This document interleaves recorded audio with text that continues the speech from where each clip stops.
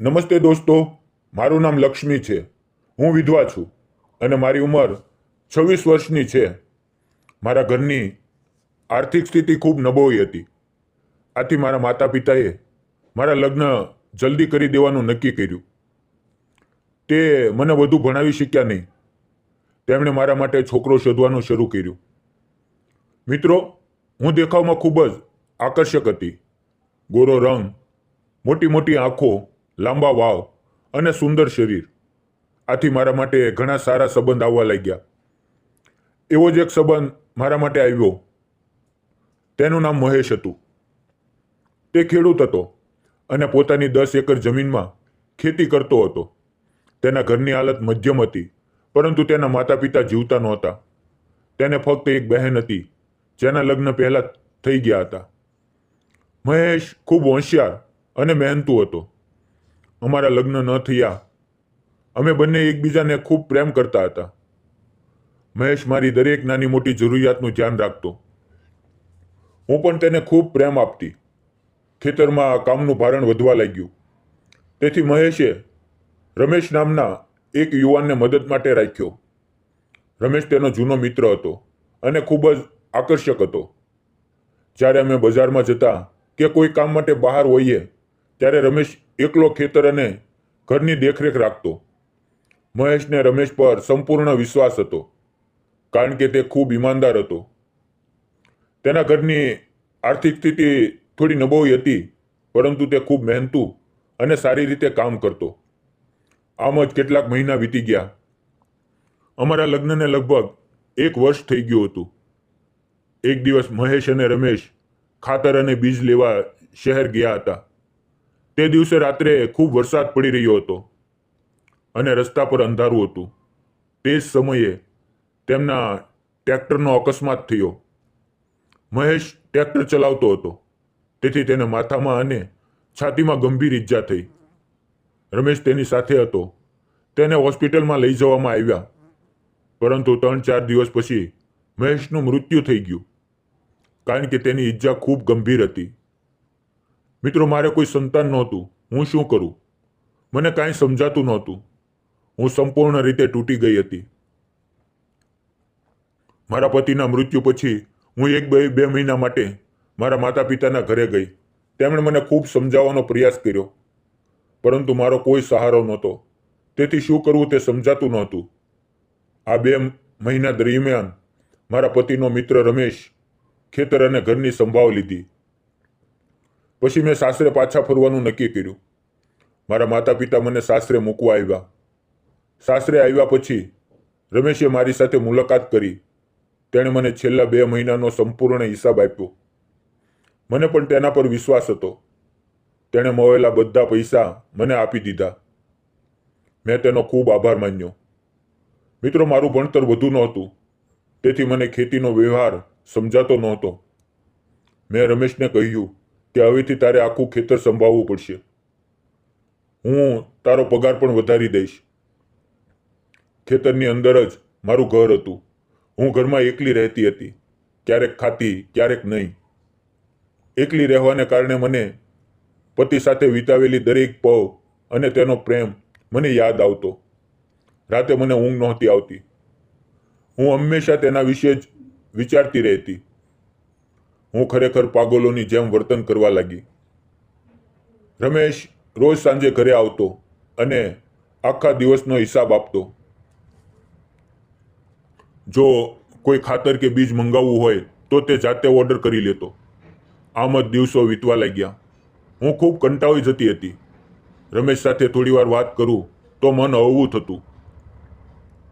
એક દિવસ મેં નક્કી કર્યું કે હું ઘરમાં એકલી રહું છું, તો શા માટે નહીં રમેશ સાથે ખેતરમાં જઈને થોડી વાતો કરું અને થોડી મદદ પણ કરું, કારણ કે એકલા તેના પર ઘણું કામનું ભારણ હતું. હવે બીજા દિવસથી હું ખેતરમાં જઈને બેસવા લાગી.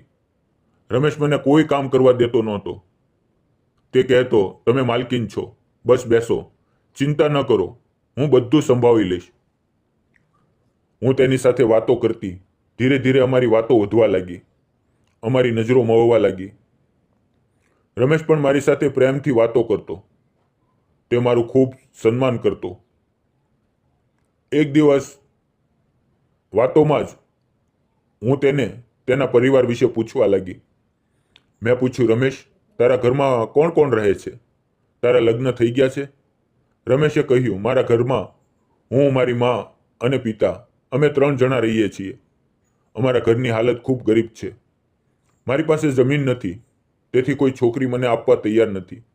મારી ઉંમર 29 વર્ષની થઈ ગઈ છે. મેં કહ્યું, તારો સ્વભાવ આટલો સારો છે, તને હજુ સુધી છોકરી મળી જવી જોઈએ. પરંતુ રમેશે કહ્યું, આજકાલ સારો સ્વભાવ લોકોને પસંદ નથી. લોકોને જમીન, પૈસા કે સ્થિર કમાણી જોઈએ. આમ અમારી વાતો ધીરે ધીરે વધતી ગઈ. રમેશ દેખાવમાં ખૂબ સારો હતો. તેની સાથે વાતો કરીને હું મારા પતિના દુઃખમાંથી બહાર નીકળવા લાગી. હવે હું થોડી પહેલા જેવી થવા લાગી હતી. પતિના મૃત્યુનું દુઃખ હું ભૂલવા લાગી અને રમેશ તરફ આકર્ષાઈ રહી હતી, કારણ કે તેનો સ્વભાવ ખૂબ સારો હતો. પણ એકવાર હું અચાનક બીમાર પડી. મેં ઘરમાં પડેલી દવાઓ લીધી, પરંતુ કોઈ ફરક ન પડ્યો. ધીરે ધીરે તાવ વધવા લાગ્યો. રમેશ સાંજે ઘરે આવ્યો. તે દિવસે હું ખેતરમાં ગઈ નહોતી. તેણે પૂછ્યું, શું થયું? મેં કહ્યું, સવારથી તાવ છે, પણ ઓછો થતો નથી. તેણે મારા માથે હાથ મૂકીને જોયું. તાવ ખૂબ હતો. તે મને તરત હોસ્પિટલ લઈ ગયો. ડૉક્ટરે જોઈને કહ્યું કે ડેન્ગ્યુ થયો છે, તેથી 4-5 દિવસ દાખલ રહેવું પડશે. રમેશે કહ્યું, હું તમારી સાથે રહીશ. ડૉક્ટરે મને દાખલ કરી લીધી. રમેશે મારા માટે ખૂબ દોડધામ કરી, દવાઓ લાવવી, બધું કામ તે કરતો હતો. 5 દિવસ અને રાત તે મારી સાથે જ રહ્યો. ઘરે પણ ન ગયો. તેણે ફક્ત ઘરે સંદેશો મોકલ્યો કે મારી માલકીન બીમાર છે, તેથી હું હોસ્પિટલમાં છું. તેની આ સંભાવ જોઈને મને તેના માટે એક અલગ જ અપનાપો લાગવા લાગ્યો. તેના પ્રત્યે આકર્ષણ થવા લાગ્યું. 5 દિવસ પછી ડૉક્ટરે મને ડિસ્ચાર્જ આપ્યો. રમેશ મને ઘરે લાવ્યો. હજુ પણ મારા શરીરમાં થોડીક નબળાઈ હતી. હવે રમેશ તેના ઘરેથી મારા માટે ખાવાનો ડબ્બો લઈ આવતો. આગલા 5-6 દિવસ તે મારા માટે ખાવાનું લાવ્યો. તે ખૂબ સારો હતો. હવે હું સંપૂર્ણ રીતે ઠીક થઈ ગઈ હતી. ફરીથી હું ખેતરમાં તેની સાથે કામ કરવા જતી. હવે અમારી વચ્ચે ખૂબ જ નિકટતા વધતી ગઈ હતી, પરંતુ રમેશ તરફથી કોઈ પ્રતિક્રિયા નહોતી મળતી. તે ખૂબ ઈમાનદાર હતો. રોજ સવારે રમેશ આવીને જરૂરી વસ્તુઓ લઈ જતો. એકવાર સવારે હું કપડાં બદલી રહી હતી અને દરવાજો બંધ કરવાનું ભૂલી ગઈ હતી. રમેશ આવ્યો અને મને અચાનક જોઈ ગયો. અમે બંને શરમાઈ ગયા. તેણે તરત નજર ફેરવી લીધી. હિસાબના ચોપડા લઈને તે ચાલ્યો ગયો અને કંઈ બોલ્યો નહીં. મને રમેશ પહેલેથી જ પસંદ હતો, પરંતુ હવે તેની સામે જવામાં શરમ આવવા લાગી. આને લીધે તે દિવસે હું ખેતરમાં ગઈ નહીં. તે એકલો જ કામ કરતો રહ્યો. બપોરે મેં તેને ફોન કર્યો અને કહ્યું, ખાવા માટે આવી જા. આજે આપણે અહીંયા ઘરે સાથે ખાઈશું, ખેતરમાં નહીં. થોડી વાર પછી તે ડબ્બો લઈને આવ્યો અને મેં ઘરનું ખાવાનું તૈયાર કર્યું. અમે બંને સાથે બેસીને ખાવા લાગ્યા. અમે ચોરી છુપે એકબીજાને જોતા હતા, પરંતુ કોઈ બોલતું નહોતું. ધીરે ધીરે ખાવાનું પૂરું થયું. ખાવાનું ખાઈને રમેશે કહ્યું, મને માફ કરજો. મેં જાણી જોઈને તમને એ રીતે નહોતા જોયા. હું તો ફક્ત હિસાબના ચોપડા લેવા આવ્યો હતો. મેં કહ્યું, સોરી ન બોલો. ખરેખર તો દરવાજો બંધ કરવાનું મને જ ભૂલાઈ ગયું. એમાં મારી જ ભૂલ હતી. રમેશ, એક વાત સાચી કહું, તું મને ખૂબ ગમે છે. છેલ્લા કેટલાય દિવસથી મને તારી સાથે ખૂબ સારું લાગે છે. જ્યારે હું દવાખાનામાં હતી ત્યારે તે મારી ખૂબ સંભાળ લીધી. મારા પતિના મૃત્યુ પછી આ ખેતરને તે એકલાએ સંભાળ્યું.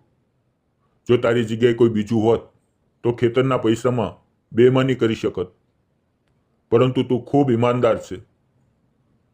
મારા પતિ નથી એ જાણીને કોઈ બીજું હોત તો મારી સાથે ખોટું વર્તન કરી શકત, પરંતુ તે એવું ન કર્યું. મારે તને એક વાત કહેવી છે. તું મને ખૂબ ગમે છે. હું તારી સાથે જીવન વિતાવવા માંગુ છું. પરંતુ રમેશ કંઈ બોલ્યો નહીં અને મને કોઈ પ્રતિક્રિયા ન આપી. તે ચાલ્યો ગયો. મને સમજાતું નહોતું કે શું કરું. સાંજે 6 વાગ્યે ખેતરનું કામ પૂરું કરીને રમેશ ચોપડા આપવા આવ્યો, પરંતુ દરવાજો થોડો ખુલ્લો હતો. તેને હું દેખાય નહીં તો તે મને શોધતો શોધતો મારા રૂમ પાસે આવી ગયો. તેણે મને અવાજ આપ્યો. મેં તેની તરફ જોયું અને કહ્યું, રમેશ, હું જે વર્તન કરું એ ખોટું હતું, પરંતુ શું કરું? મને તારી સાથે ખૂબ સારું લાગે છે. રમેશે મારો હાથ પોતાના હાથમાં લીધો અને કહ્યું, તમારા પતિ એટલે કે મહેશ મારા ખૂબ સારા મિત્ર હતા. મારું આવું વર્તન કરવું ખોટું છે. તમે મને પસંદ કરો છો એ સાચું છે અને મને પણ તમે ખૂબ ગમો છો, પરંતુ મને યોગ્ય નથી લાગતું. મેં કહ્યું, મારા પતિ પછી જો કોઈએ ખરેખર મારી ચિંતા કરી હોય તો તે ફક્ત તે જ કરી છે. જો તારી જગ્યાએ કોઈ બીજું હોત અને મારી સાથે ખોટું કરત તો તને કેવું લાગત?